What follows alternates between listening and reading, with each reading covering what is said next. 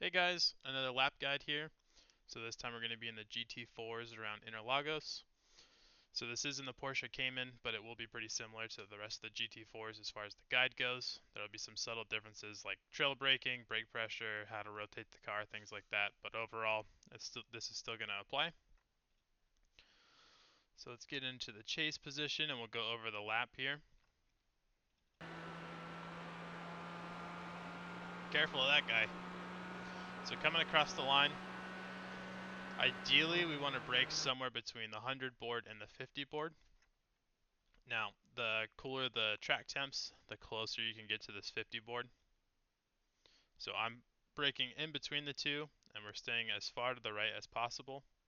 Now, once you're looking through the corner and you can spot that apex, that'll be our turn-in point. So to back it up here, right as we can see the wall ending and you can see the rest of the apex, that's when we'll start to subtly turn the car in. Now I'm using second gear as my last downshift to help aid in rotation into the corner. We want to stay a little bit to the left so that way that'll open up this right-hander coming onto the straight. That'll aid in being full throttle all the way through T2.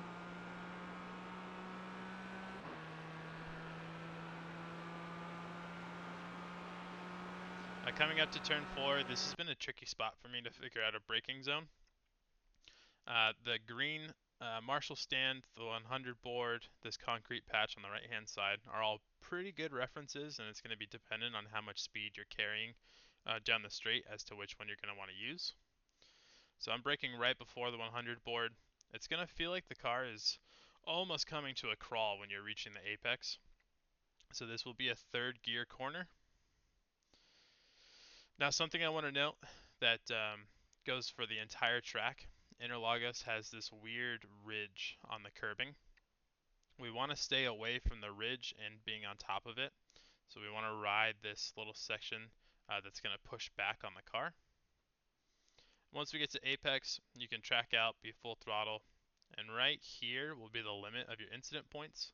So if your left side tires are right on the edge here or into the green, of course you're going to get that incident. Let the car flow out here so that way we're not scrubbing any speed on the front tires. And then coming up to this next double apex. So it's going to be, it's kind of hard to judge your braking zone here, but the grass is potentially a good spot.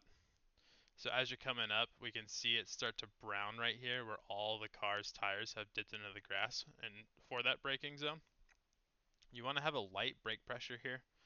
And for this lap, I'm about a car off that apex, and I'm actually downshifting into third to help with rotation. Now I have made fourth gear work through here. Either one is going to be alright. Now coming up to this right-hander, this is a spot that you can really abuse the apex zone. So all that curbing is flat, and that is the one spot that you can really drive over. Let me back this up here. So coming into this next corner, we're going to use just a little bit of brake, and that's just to help weight up the front.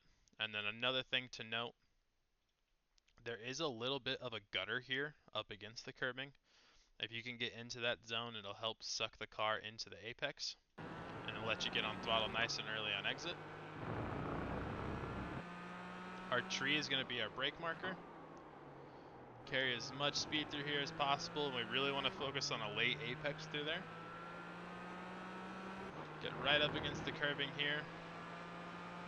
And then this has been another tricky spot for a brake zone for me. So coming off of the curbing here, about a car's length is where I'm starting my initial braking zone. And then coming up, we can stay in third, but I found it to be more beneficial to shift down into second and help with rotation through the corner.